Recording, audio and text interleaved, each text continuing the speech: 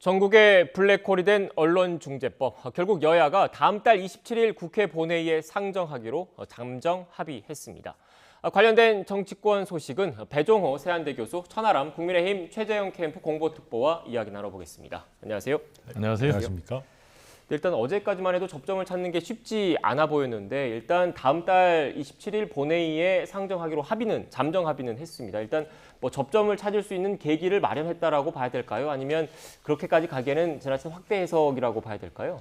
일단 지금까지는 말씀하신 대로 마주 달리는 열차처럼 정면 충돌해 왔지 않습니까? 그런데 극적으로 합의를 한 것은 앞으로 여야 모두 일방적으로 또 처리해서 또 국회가 파행으로 운영될 경우는 상당히 부담이 된다라는 그런 판단에 따라서 합의 처리하기로 원칙을 정한 것으로 보이고요.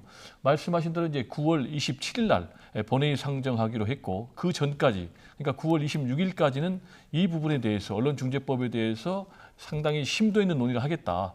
따라서 지금 협의체를 구성하기로 여야가 합의를 했지 않습니까? 그래서 여야가 각각 2명 참석하고 또 여야가 추천하는 언론인 등 전문가 2명에서 8명의 이제 협의체가 구성되기로 됐는데 아직 지금까지 전해진 소식은 최종 합의된 것이 아니고 잠정 합의가 됐고 이 잠정 합의안이 민주당의 의원총회에서 추인을 받아야 되기 때문에 여기까지 왔으니까 제가 볼 때는 민주당 의총에서 추인할 것으로 보이고요.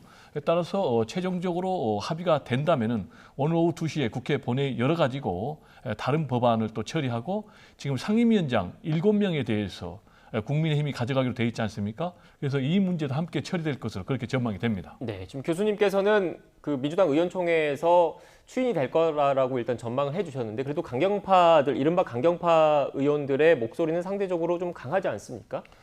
말씀하신 대로 지금까지는 언론중재법을 반드시 처리해야 된다라는 강경파가 다수인 것은 틀림이 없습니다. 그러면 이제 최근의 흐름을 보면은 이 신중론 그리고 속도 조절론의 목소리가 굉장히 커가는 그런 양상이고요. 또 아시겠지만 이제 원로들도 상당히 우려를 표했지 않습니까? 쥐를 잡는 것은 좋지만 쥐를 잡다가 독을 낄 수도 있다. 그리고 대선에 상당히 좀 악영향을 미칠 수 있다라는 이제 우려를 표시했고요. 그리고 이제 청와대에서도 상당히 이 일방 처리에 대해서 좀 우려를 나타내고 있다는 소식이 여러 가지로 지금 전해지고 있지 않습니까? 따라서 이제 송영길 대표도 구체적으로 언론 재창출에 어느 것이 도움이 되는가라는 것 가지고 판단해야 된다라는 얘기를 했기 때문에 제가 볼 때는 이런 여러 가지 여권 내부의 또 흐름, 또 지도부의 흐름, 그리고 청와대의 흐름들을 민주당의 강경파들도 결국은 수용하지 않겠는가 이렇게 생각이 됩니다. 예, 특보님 일단 여야 지도부가 전체 의원들 상대로 추인을 받고 이게 잠정 합의가 공식 합의가 된다면 결국 다음 달까지는 어느 정도 시간을 버는 셈인 거지 않습니까? 일단 시간은 벌었지만 그래도 양측의 이견이 워낙 크기 때문에 접점을 찾는 건 또 쉽지 않을 것 같은데요. 네, 맞습니다. 그렇지만 이제 이게 그래도 지금 이게 좀 여야만 대립하고 있는 것이 아니고 네. 평소에 이제 더불어민주당 성향이라고 알려져 있는 민변이라든지 민원연이라든지 심지어 정의당과 국경 없는 기자회 여러 분들이 이 부분에 이 법안에 대해서 굉장히 많은 우려를 표시하고 있습니다. 그리고 이번에 협의체가 여야 2명만 들어간 것이 아니라 여야가 각각 추천하는 전문가들도 들어왔기 때문에 이런 외곽에 있는 여러 시민단체나 언론단체들의 의견도 조금 더 많이 반영이 될 수 있을 것 같고요. 그렇게 된다라고 하면 여야가 평행선만 달리는 것이 아니라 좀 독소 조항을 어느 정도 제거하고 어느 정도는 합의된 형태로 안을 만드는 것이 저는 불가능하지 않다. 어느 정도는 낙관적으로 예상하고 있습니다. 네, 지금 그 특보님이 법률 전문가시니까 추가로 좀 여쭤보면 어제 민주당에서 제시한 수정안을 내용을 보면 그 언론중재법 개정안 가운데 법원이 그 고위중과실, 언론사의 고위중과실을 추정하는 조항이 있지 않습니까? 이걸 삭제하는 안까지는 제시를 했다고 하더라고요. 그런데 국민의힘 측에서는 그것 외에 그 5배 징벌적 손해배상을 하는 그 내용과 기사 열람 차단 청구권까지 함께 삭제를 해야 된다. 이렇게 하면서 좀 맞섰다고 하던데 어떤 게 가장 큰 쟁점입니까? 네, 방금 말씀 주셨는데 고의중과실 추정 조항도 굉장히 중요한 조항인 것은 맞습니다. 이 부분도 굉장히 여러 군데서 독소 조항이다라고 표현되는 것이 맞고요. 근데 다만 국민의힘에서는 근본적으로 언론에 대해서 꼭 5배의 징벌적 손해배상까지 매겨야 되느냐. 그리고 이 징벌적 손해배상의 대상이 되는 것이 언론사뿐만 아니라 이 언론 기사를 매개하는 포털들도 다 포함이 되거든요. 거기다가 이제 언론 기사 차단, 열람 차단 청구권까지 들어가 버리면 우리가 포털이 방어적으로 기사를 올리게 되고 조금만 문제 제기가 있어도 포털에서 바로 내려가 버릴 수가 있다. 그러니까 특히 정권 말이나 민감한 시기에 권력자들 내지는 어떤 재력가들에 대한 언론의 감시 기능이 너무나 위축될 수 있다는 걸 얘기하고 있기 때문에 기사 열람 차단 청구권은 물론이고 징벌적 손해배상 청구권을 설령 타협해서 존치시킨다 하더라도 5배의 배상은 너무 높다. 이런 부분들이 앞으로도 쟁점이 될 걸로 보입니다. 네, 교수님, 하지만 민주당 입장에서는 다른 분야에서도 징벌적 손해배상 제도가 일단 규정돼 있고, 그리고 가짜 뉴스로 인한 그 일반 시민들의 피해를 구제하기 위해서는 기사 열람 차단 청구권도 있어야 된다, 이런 입장인 거잖아요. 그렇습니다. 지금까지 이제 언론중재법 개정과 관련해서는 크게 3가지 쟁점이 있었어요. 하나는 법안의 내용, 그리고 두 번째로는 그 취지 자체, 그리고 세 번째로는 처리 방식, 이 3가지가 핵심 쟁점이었는데, 민주당 같은 경우는 일단 법안의 취지 자체는 피해자를 가짜 뉴스로부터 구제하기 위해서는 반드시 필요하다라는 이제 그런 입장에 틀림이 없었고요. 그리고 이제 뭐 민변을 얘기하시지만 민변이라든지 이런 언론 유관 단체에서도 피해자 구제 자체는 반대하지 않아요. 그렇지만 이제 국민의힘에서는 사실상 이 법안의 취지 자체를 부정하는 이제 그런 모양새를 보였는데, 민주당 같은 경우는 이 논의가 좀 더 필요하다. 그리고 일방 처리보다는 합의가 필요하다라는 부분까지는 양보를 했고요. 그러면 이제 법안의 내용과 관련해서는 핵심 쟁점이 3가지가 있었어요. 하나는 지금 말씀 나온 이 징벌적 손해배상제의 규모와 관련해서 과연 5배가 적정한지, 그리고 고의 중과실 추정 이 부분이 적절한지, 그리고 기사 열람 차단 청구가 과연 언론의 자유를 보장하는 데 필요한지라는 이제 3가지 쟁점이 있었는데, 지금 보니까는 고의 중과실 추정 부분은 삭제하겠다라는 입장을 이미 밝혔고, 뭐 아직 오픈은 안 됐지만은 기사 열람 차단 청구까지도 민주당에서 양보할 가능성이 높아 보여요. 그럼 이제 나머지 문제, 징벌적 손해배상제의 규모 관련해서 5배냐라는 것과 관련해서는 뭐 민주당 내부에서도 3배 정도로 하자라는 부분이 있기 때문에, 만약에 국민의힘에서 지금 가짜 뉴스가 굉장히 피해가 많다, 그리고 이 피해로 인한 구제책이 필요하다라는 입장이 있다면은 이것이 이제 뭐 5배를 할 수도 있고 3배로 할 수 있지도 않는 문제가 되지 않겠나, 이렇게 생각이 되고요.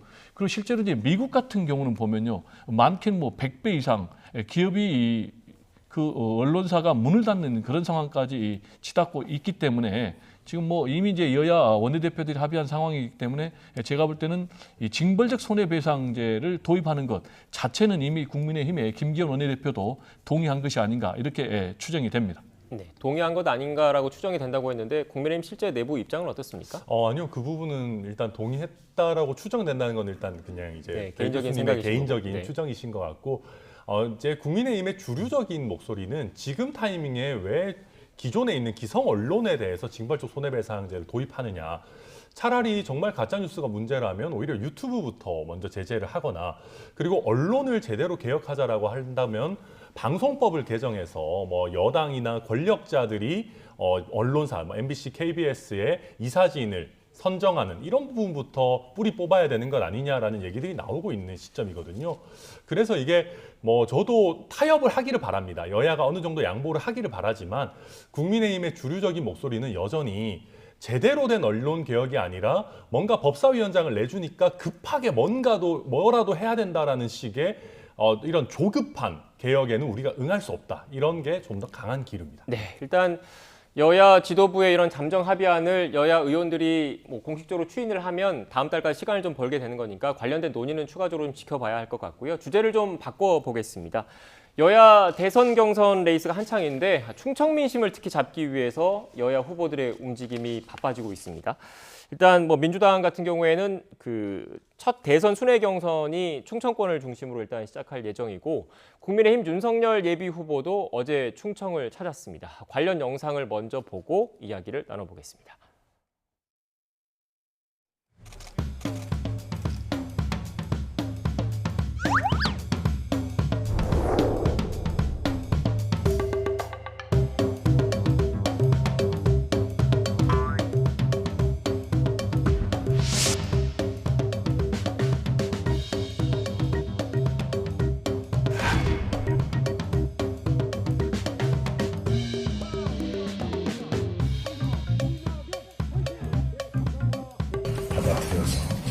정책으로 삼겠습니다.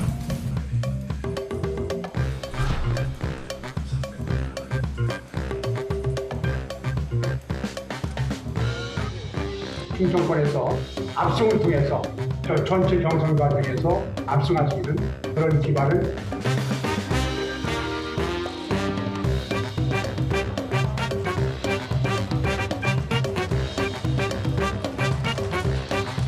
자기의 뿌리와 연고가 있는 곳에 각별한 그 애정을 가지지 않는 사람이 어디 있겠습니까?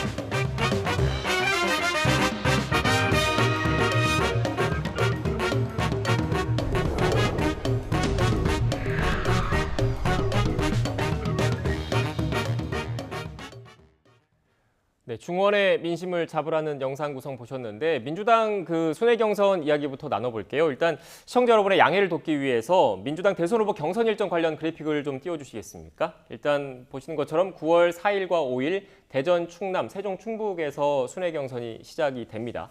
일단 4일과 5일 같은 경우에는 물론 사전에 신청하신 분들은 뭐 투표를 하실 수 있지만 주로 권리당원과 대의원의 표심을 알 수 있는 거지 않습니까? 그래서 이른바 조직표의 그런 힘을 판가름할 수 있는 계기가 될 것이다 이런 분석도 나오고 있는데 어떻게 보십니까?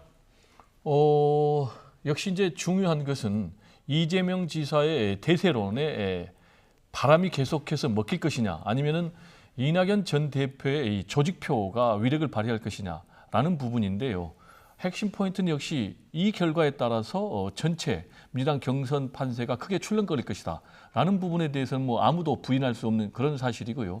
지금 이제 이재명 지사 측에서는 전체적으로 민주당 지지층에 대해서 여론조사를 해보면은 50% 이상의 과반 득표를 보이고 있거든요. 대략 뭐 53%에서 55% 정도 지지율을 획득하고 있어요.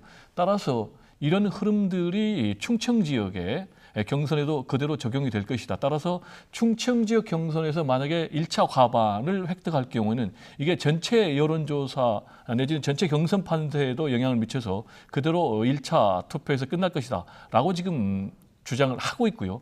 반면에 이낙연 전 대표 측에서는 아니다. 조직에서는 우리가 상당히 충청에서 앞서고 있다. 따라서 충청 지역에서 우리가 역전시킬 수도 있고 최소한 이재명 지사 측과 대등한 그런 결과를 만들어낼 수 있다. 그렇게 되면은 앞으로 남은 경선 레이스에서 추격의 역전 발판을 만들어서 대역전극을 펼칠 수 있겠다라고 지금 주장을 하고 있는 그런 반면에 또 나머지 이제 3, 4, 5, 6위 주자들은 아니다. 우리들도 있다. 우리들도 만약에 2위에 이낙연 전 대표와 상당히 근접한 그런 지경까지 간다거나 또는 역전시키면 이걸 발판해서 우리도 또 앞으로 결선 투표에 나갈 수 있다라고 이제 서로 주장하고 있기 때문에 마지막까지 우리는 이제 뚜껑을 열어봐야지 우리가 예측할 수 있고 지금 여기서 뭐 어느 쪽이 우세하다, 어느 쪽 주장이 맞다라고 하면 상당히 좀 비난에 좀 직면하지 않겠습니까? 네. 이 정도로 전망을 하겠습니다. 네. 민주당 쪽 이야기니까 교수님한테 추가로 질문 하나 더 드릴게요. 앞선 그래픽을 다시 한번 좀 띄워주시겠습니까? 지금 민주당 그 조직표를 보면 전통적으로 호남 지역 그리고 뭐 서울 경기 지역에 어떻게 보면 당원 분포가 많지 않습니까? 그런데 교수님 말씀을 지금 분석을 해보면 이 충청권에 이렇게 관심을 갖는 이유, 이른바 이 충청 표심이 어떻게 나오느냐에 따라서 그 이후에 투표를 할 사람들한테 그 이른바 편승 효과라고 하죠. 그 영향을 주기 때문이라는 말씀이신 겁니까? 당연히 그렇습니다. 말씀하신 대로 밴드웨건 효과가 있고요. 그리고 역시 포인트는 전체적으로 이재명 지사의 우세, 일강 일중 다약의 이 흐름은 부인할 수가 없어요. 그렇다면은 전체적으로 아까 제가 말씀드린 대로 민주당 지지층에서 50% 이상의 지지를 받고 있기 때문에 이번 첫 경선 지역인 충청도에서도 이재명 지사가 과반 득표를 하게 될 경우에는 대세론의 근거가 되기 때문에 급속도로 쏠림 현상이 말씀하신 그런 현상이 나올 수밖에 없지 않나 이렇게 생각이 되고 그렇지만은 뭐 이낙연 전 대표 입장에서는 조직표를 배경으로 해서 우리도 충분히 앞으로 따라잡을 수 있다라고 얘기를 하고 있기 때문에 이 부분에 대해서는 상당히 좀 조심스럽게 전망을 할 수밖에 없고요. 또 하나 더 추가하자면은 이 중원의 표심이라는 게 굉장히 중요합니다. 아시겠지만은 역대 대선에서요, 이 충청도 지역에서 이긴 대통령 후보가 다 대통령에 당선이 됐어요. 가장 이제 드라마틱한 대선 결과를 두 가지만 얘기하면은 김대중 전 대통령 같은 경우에 호남 출신으로 상당히 좀 세력 기반이 특히 지역 기반이 약했음에도 불구하고 DJP 연합을 통해서 충청도 지역에서 41만 표를 충청 출신이라고 주장하는 이회창 후보에게 앞섰거든요. 근데 당시에 몇 표 차로 승리를 했냐면은 39만 표 차로 승리를 했어요. 따라서 충청도 표심을 잡지 못했다면은 김대중 전 대통령이 나올 수가 없는 그런 상황. 그리고 이제 노무현 전 대통령 같은 경우도 역시 이회창 후보를 상대로 해서 여기서 상당 부분 이겨가지고 결국 대통령이 됐기 때문에 지금 서로들 여기에 사활을 건 그런 싸움을 하고 있는 것이 아닌가 이렇게 분석이 됩니다. 네, 특보님께서 오래 기다리셔가지고 질문을 좀 드려야 될 것 같아요. 네. 일단 뭐 말씀하신 게 계속 과반 득표 말씀하셨던 게 결국 민주당 그 대선 룰을 보면 과반 득표자가 없으면 결선 투표를 해야 되는 것 때문에 이 과반의 의미를 강조를 하시는 것 같은데 지금 국민의힘에는 일단 현재 결선 투표제는 없는 거지 않습니까? 맞습니다. 그래도 이 충청 표심에 대해서 뭐 중요성을 인식하고 있는 거는 마찬가지일 것 같고. 윤석열 전 총장 역시 충청을 찾았고 최재형 캠프도 비슷한 생각을 갖고 있는 거죠? 아유, 물론이죠. 그러니까 충청에 대해서 저희도 굉장히 중요한 생각 가지고 있고 이게 충청을 위해서 뭘 해주겠다. 예를 들면 뭐 국회의사당 분원을 설치하고 뭐 대통령 집무실을 만들겠다 이런 것도 중요하지만 이 충청이 사실은 영남과 호남을 통튼 비수도권의 지역 균형 발전에 핵심적인 영향을 줍니다. 그렇기 때문에 저희 최재형 캠프에서는 저도 뭐 제가 지금 전남 순천에 살고 있기도 하지만 이 충청은 단순히 충청으로만 볼 것이 아니라 영호남과 충청 전체를 아우르는 어떻게 보면 하나의 핵으로서 접근해야 된다라는 생각을 가지고 있고 뭐 어떤 국가기관을 이전하겠다 이런 쉬운 공약이 아니라 좀 전체적인 그런 지역 균형 발전을 고려한 종합적인 공약을 지금 준비하고 있습니다. 네.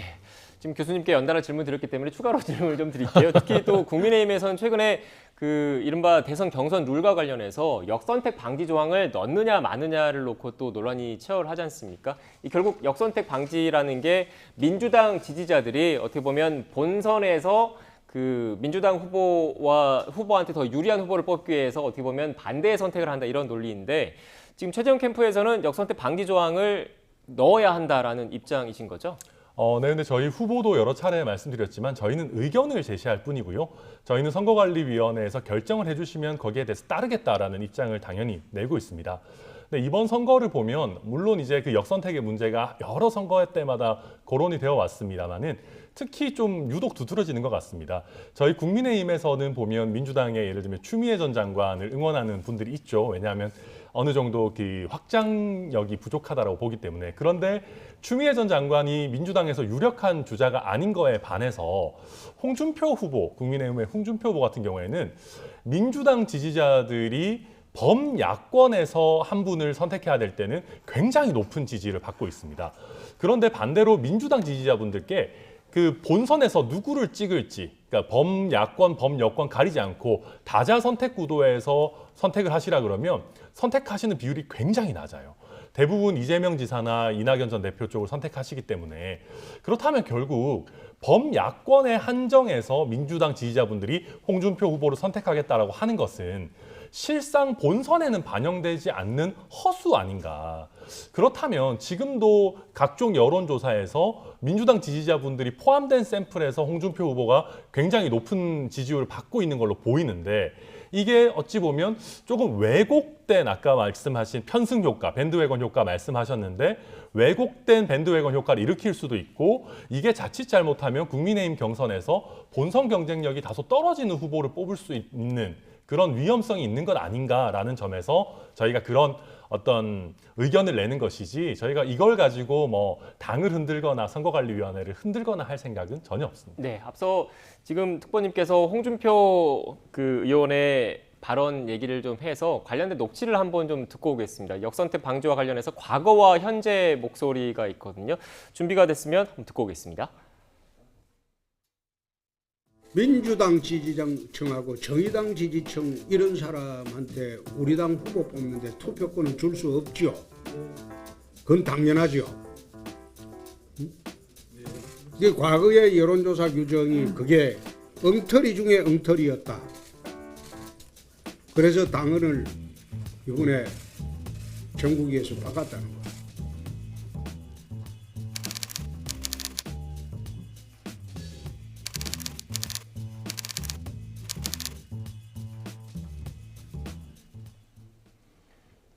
네, 교수님 홍준표 의원의 역선택에 대한 발언이 예전과 지금 그 조금 전 그 영상만 놓고 보면 좀 달라진 것 같은데 어떻게 보십니까? 뭐 달라진 건 틀림없죠. 지난번에는 뭐 역선택 방지 조항이 필요하다 했지만 지금 역선택 방지 조항이 오히려 대선의 본선 경쟁력을 떨어뜨린다, 중도 외연 확장을 떨어뜨린다 하면서 지금 도입을 반대하고 있기 때문에요. 입장이 바뀐 것은 틀림없고요.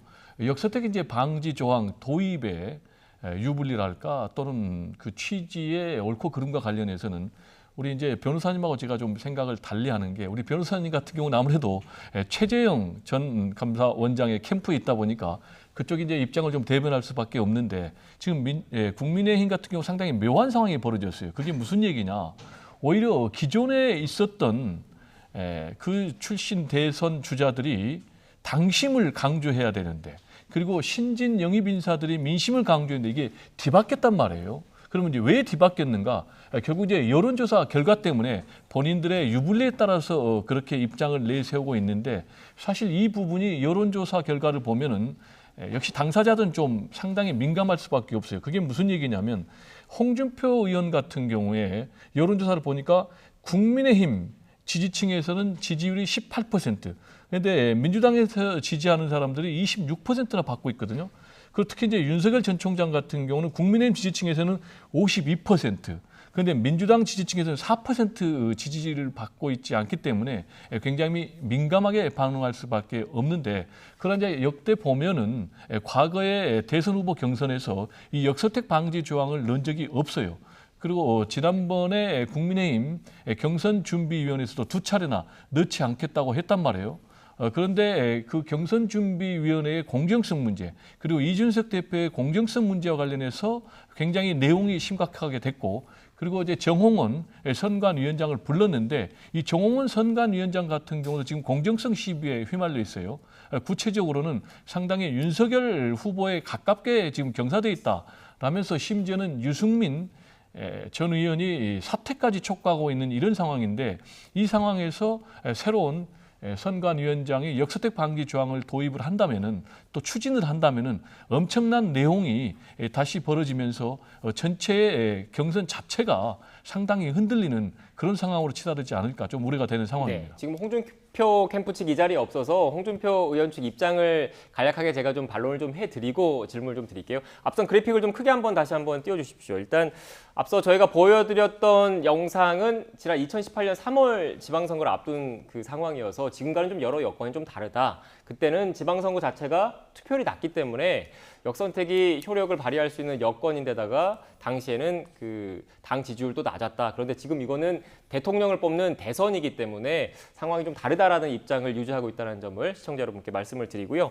일단 교수님께서 잠깐 말씀을 해주셨는데 경선준비위원회, 국민의힘 경선준비위원회에서 역선택 방지 조항을 일단 도입하지 않는 걸로 정해졌는데 선관위 체제가 또 새로 꾸려졌지 않습니까? 이 부분에 대한 논의는 계속 이어질 수밖에 없는 거죠? 네, 사실은 선관위의 권한이기는 합니다. 말 그대로 선거 관리를 하는 곳이기 때문에 정홍원 위원장께서 이미 어떻게 보면 그 제로 베이스에서 뭐 다시 한번 룰이라든지 이런 부분 살펴보겠다라고 하셨기 때문에 그렇게 될 것 같다라는 생각이 들고 유승민 대표께서 정홍원 위원장이 뭐 이제 8월 초에 윤석열 전 총장을 만났다 뭐 어느 정도 제가 봤을 때는 이게 지지를 표하는 걸로 읽히진 않는데 언론 인터뷰에서 뭐 지지를 표하는 것 같은 멘트를 하셨다 이렇게 해서 사퇴까지 촉구를 하고 계시는데 글쎄요 저는 이런 식으로 하면 정치권에 몸담고 계신 분 중에 선거관리위원장을 과연 하실 수 있는 분이 계실까? 그리고 아직 어떻게 보면 역선택에 관해서 뭐